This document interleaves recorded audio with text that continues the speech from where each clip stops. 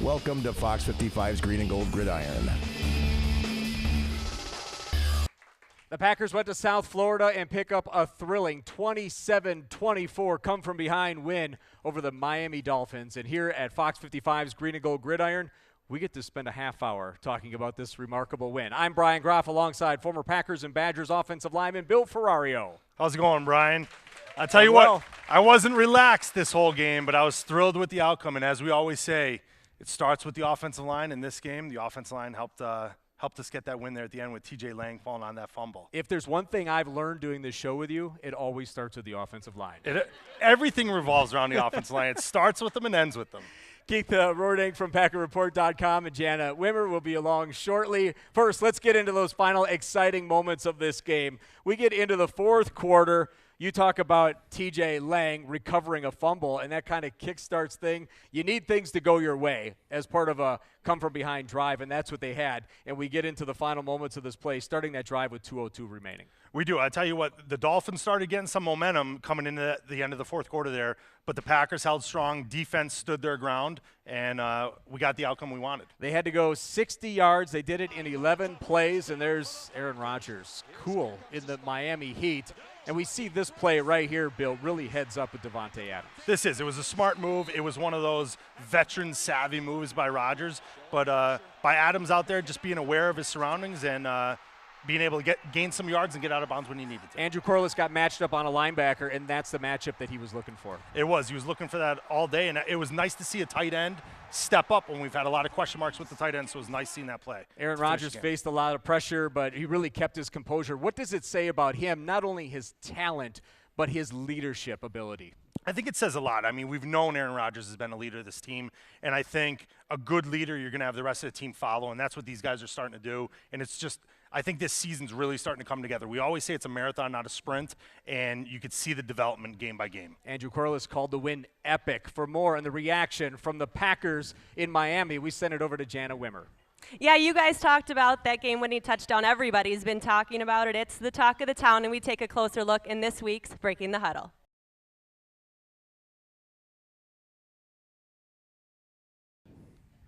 We hear head coach Mike McCarthy talk about grit a lot, guys, and it really showed through on Sunday. And we've really focused on the offense, but the defense played extremely well. They have. The defense has been stepping up game after game. I think we're going to talk about that fourth quarter series down on the goal line and just seeing the push that this defense has given, the tackling, the improvement on tackling on defense. It's exciting being a fan watching this defense come together. That goal line stand early was fantastic, and one of the guys in the middle of that defense is with us tonight. We will introduce you to him coming up after this break. Much more to come here on Fox 55's Green and Gold Gridiron.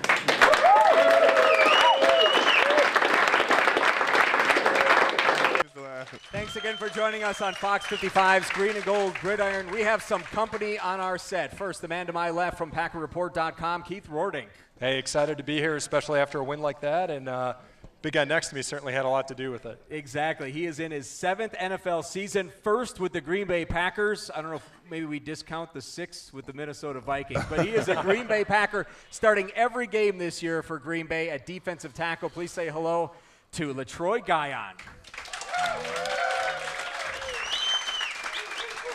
LaTroy, the defense has really come on, and you played a big role, a couple tackles on Sunday. You had that big game against your former team the week before. How you feeling these days about the defense with the Packers? Well, I feel like, we're stepping up as a team. We're starting to come together as these weeks, come together, and we're starting to play some good ball out there. And as a team, you hold Lamar Miller and Noshawn Marino to 63 combined yards. Kind of take us through the defensive mindset and stopping the running game in Miami the other day. Well, we wanted to come out early and jump on those guys real good and real fast. I feel like we came out strong, and we did that up at first. And then we started to shrink it down there, and then fourth quarter we got it back up, got the ball back to Aaron, and he finished it for us.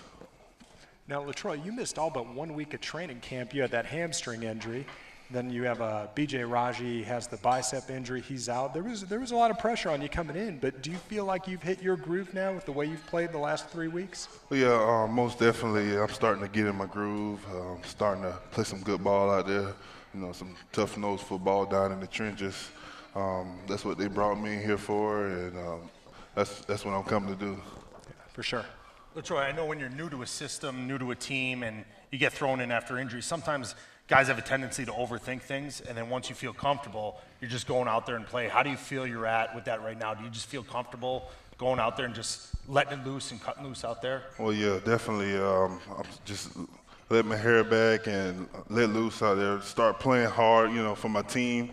That's what I do every week, and that's my approach to the game. It's nice, and it's when it becomes fun too, where you're not overthinking things and nervous about what you have to do. You just know what you have to do. Go out there and do it. Yeah, definitely. Study hard all week, practice hard all week, prepare myself well.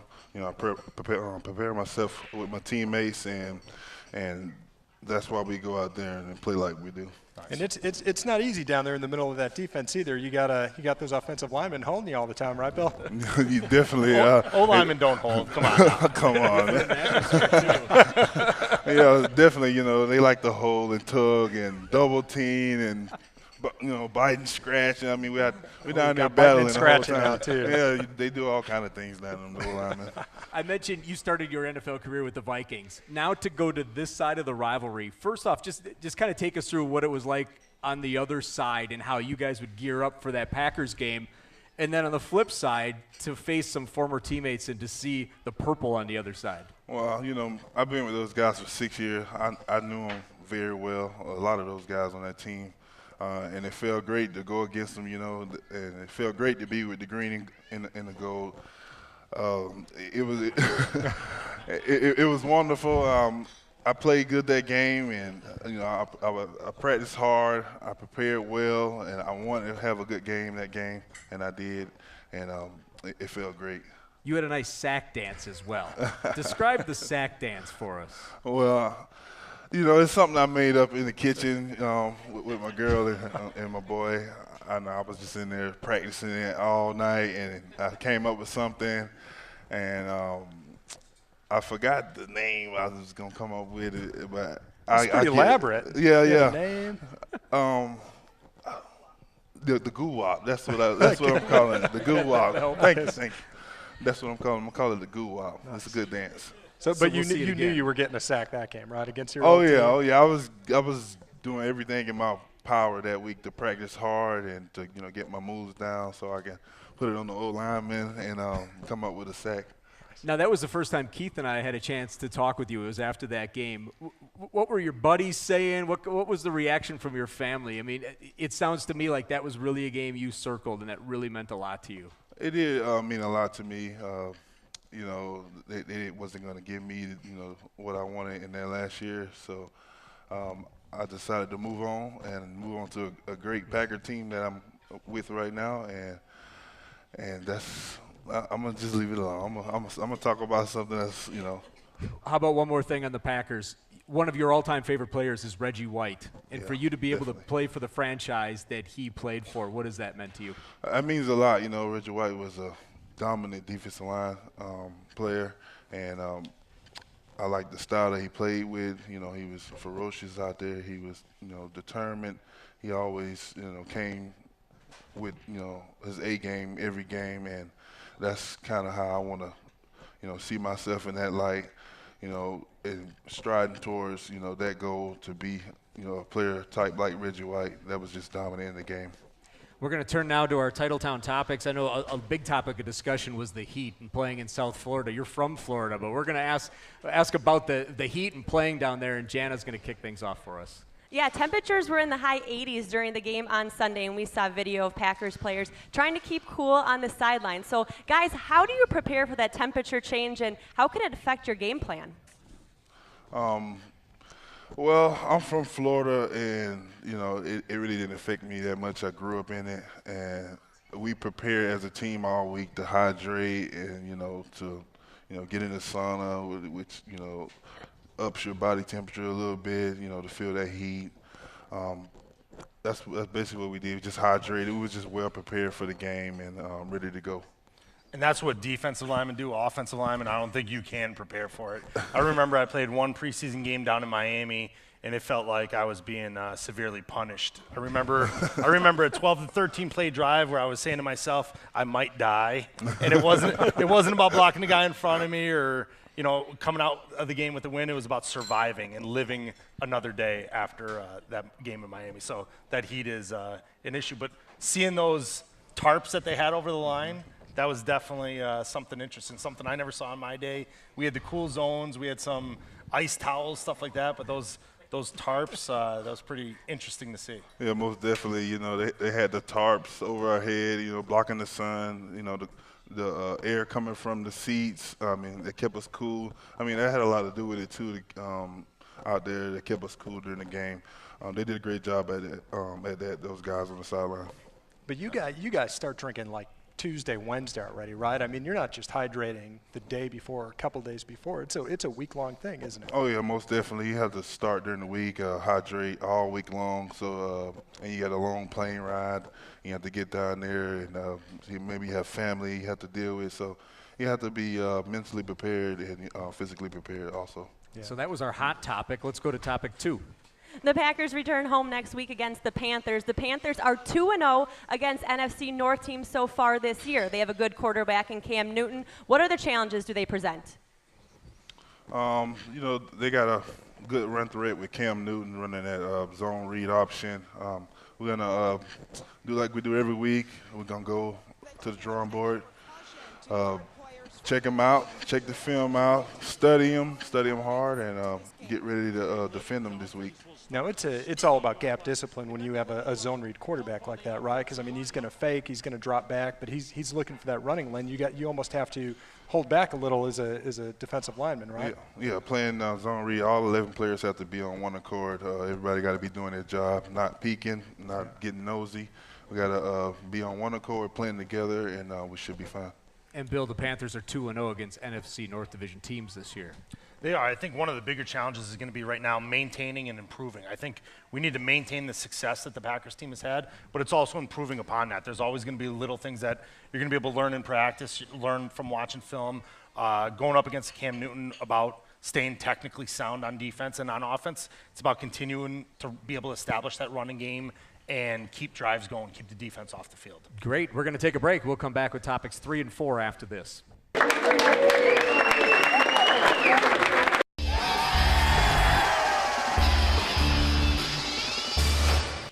Welcome back to Green and Gold Gridiron. We are at Scotty's in Schofield. We've gone through our first 2 topics, and it's time for topic number 3. Off to an 0-4 start, the Raiders performed a ceremony in which they buried a football. It didn't work. They lost to the Chargers. But, guys, have you ever been involved in a ceremony like this or had any weird superstitions? Bill, we'll let you start. I know for me, I never had anything as crazy as that, and I think that is crazy. And I think it's, once you start losing like that and things start going sideways, you start reaching for desperate measures. And I think they're just trying to resurrect something positive out of it and try and spin it. I'd say probably the biggest, nothing to that extent, but the biggest superstition thing that I thought was funny, I never realized I was superstitious when I was playing until afterwards when I examined everything I did. But in college, we used to have a horseshoe in our locker room, and when we went on road games, I thought we had a second horseshoe. We actually used to take the horseshoe off the wall, take it on the road, hang it up in the visiting locker room, so we had a horseshoe in that locker room as well. So that was probably the craziest thing I've seen. So that was in the pink locker room in Iowa then, We did take it to the pink locker room in Iowa. Yes, we did. LaTroy, superstitions? No, I think at Florida State we had the sod cemetery, for big bowl games. We win the game, they take the sod, put it in the sod cemetery back at Florida State. But okay. That's about all I know. Were the Raider running backs holding on to the ball when they buried it because they lost them? They cannot run the ball to save their life. But I don't have any writing superstitions. I know you were going to ask. If I write a good story, I like to wear the same clothes for the next game. It depends which polo shirt it you're does wearing. depend. Yeah, I wear the same. I haven't worn the yellow polo. So. Jana has our 4th topic with a fan.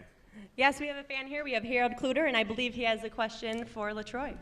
Yes, LaTroy, which is a bigger thrill for you, a quarterback sack or a 4th down goal line stand, and why? What was the question? What's bigger for you, a quarterback sack or a 4th down goal line stand? Ooh, that's a good question.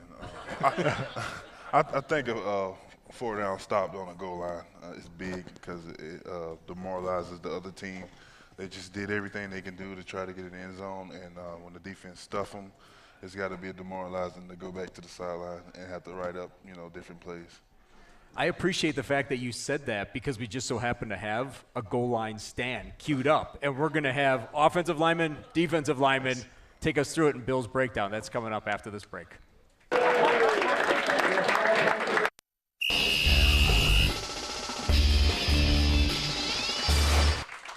There it is, everybody's favorite time, Bill's breakdown. I love seeing that clip. I never noticed that early on. I do as well. People will see that our crew has gotten larger. This is Cameron. This is LaTroy's son. He's up here to help us do some pick'ems. But first, we're going to do Bill's breakdown, just for not that we're pushing Bill off the set, because you might be out of a job next week. I'm going to be gone pretty soon here. Let's take us through the breakdown. We're looking at a goal line stand by the Packers in the first quarter, stopping Miami 3 times at the 1. This is 4th down right here. Well, I'll tell you what to start with. We always talk about on the offensive side of the ball, when we're looking at offensive plays, I always focus on the offensive line and how that offensive line wants to get a push. And especially on a goal line situation, you always want to get that half-yard to yard push of that defensive line. And what the Packers do phenomenal here against the Dolphins O-line is you get Daniels throwing the guard into the backfield, which I'd be devastated if I was that guard. We have LaTroy crashing down inside, and half the Packers' defense is in the Dolphins' backfield. So just disrupting the play every which way you can. And on the flip side, LaTroy, what were you seeing on this play, and how did it work for the Green Bay Packers? Well, all week, we been watching film, and I know they like to run the zone read down here with the back set off right there. And I knew that the offensive guard was going to go down, and they was either going to scoop me or a slip block where the guard tried to get up to the linebacker, and I knew I just had to get in that crease right there and get that guard knocked back and let the linebacker do the rest. All right, let's take a look at the play and see why it worked. There it is. Right. And there's the stop. And that was early on in this game, but every point mattered in this one. Absolutely. And I tell you, the other thing, too, that we didn't talk about, I think this came right after a blocked punt. So it's, we talk about momentum and the momentum shifting in games where the Dolphins have that momentum, and then we come up with that huge stop to not allow them to get points. That was good for our defense, great for the game. And that was a Bills breakdown. All right, let's turn to our Fox 55 pick'ems. Time for our picks. I'm still leading by 1 game. Everyone did close in a little bit last week. But, Keith did well to catch up. Keith did really well. Keith went 3-1 last week. Good job. And I just realized we weren't picking with the spread. I was going to spread the whole time. I didn't realize we're picking straight Bill up. only picked the Vikings last week because he thought that they got 17 points, is what he's saying. I've been going spread the whole time. And we didn't tell Cameron that either. And by the way, Cameron's picking for his dad because LaTroy has to play these teams, so we're not going to rile anybody up. So that's why we have some help here. The show is on YouTube. Yes. Any other and you NFL can see it player anywhere. might be watching the show. So. Cam Newton's watching. He's got anybody could watch it on YouTube. They typically do that on Wednesday nights. Absolutely. Our first game, we have Saints at Lions, and I'm going to go Lions on this one. The Lions do not have a good kicking game, but they're holding division rivals to 10 total points. I'm going to go Lions. Drew Brees. Lions. Lions. I'm going Lions. Keith? Next, Keith's still trying to make up some ground. They're booing the Saints, which that's like a cheer for the Lions. I don't know. Then we have Dolphins at Bears. Okay. I'm staying with the NFC North on this one, going with the Bears. I don't think the Dolphins can get up after that loss. I think the Bears. They're still sweating down there. Bears across the board. Wherever Ben is, he owns Scotty's. He's going to be excited about that one. Vikings at Bills. I'm sticking with my Vikings. I think they're bouncing back. I got burned by the Vikings last week, so I'm not taking them. I'm cutting all Vikings on my fantasy team. Bills there we go. I don't want the Vikings to win, but I don't want Janet to get up a game on me, so I just got to do it. And finally, we have Panthers at Packers, and I think this one will be unanimous. You can put it up right away. That's Packers at home. We have 5 Packers up here. Bill, you're going to be playing some basketball. Yes, we are. We're actually the team that I play with, a bunch of former players. We're going to be playing at Wausau East next Tuesday night, the 21st at 7:30 against the Wausau Police Department. So feel free to come out, and watch some former guys try and get up and down the court. We'll have Dexter McNabb, a former guest here, Chris Jackie, who is a former guest, and we'll also have Billy Schrader and Chris Francis. Outstanding. Next week's guest on this show is an author, Royce Boyles, and he's written 3 books on the Vince Lombardi Packers, so we're getting a different perspective on the show next week. Our thanks to LaTroy Guyon. Thanks for making the trip over from Green Bay. I appreciate it. For Bill Ferrario, Keith Rording, Jana Wimmer, I'm Brian Groff. Thanks for watching, everybody.